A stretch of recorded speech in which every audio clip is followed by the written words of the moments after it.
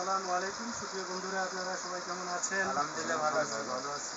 বৃক্ষরোপণ কর্মসূচির আওতায় গাছের চারা বিতরণের আমরা যে উদ্যোগ গ্রহণ করি সারা বছর, এটা সারা বছরই অব্যাহত।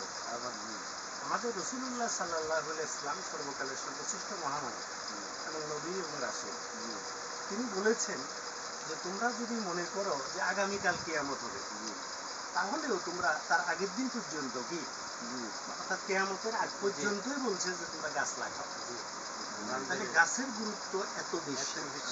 আজকে ধরেন আমাদের বাংলাদেশে এত গরম, তাই না? এবং বিশ্বের বিভিন্ন দেশেও অনেক গরম।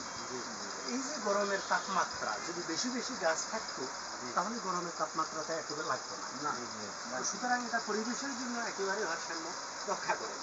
সুতরাং আমরা যারা মানবাধিকার কর্মী আছি, স্বেচ্ছাসেবী মানবাধিকার কর্মী, আমরা সারা বছরই গাছ লাগাতে থাকি, গাছ লাগাবো। যাদের গাছ লাগানোর মতো জায়গা নেই তাদের ঘরের আশেপাশে লাগাবে, বা যারা শহরে থাকে তারা টবে লাগাবে। কারণ আমরা টবে লাগিয়েছি, কি বলে?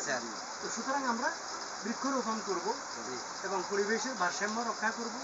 জলবায়ু পরিবর্তন হয়ে যাচ্ছে, এই জলবায়ু পরিবর্তনের সাথে আমাদের বৃক্ষরোপণ কর্মসূচি কিন্তু কি চালিয়ে যেতে হবে ইনশাআল্লাহ।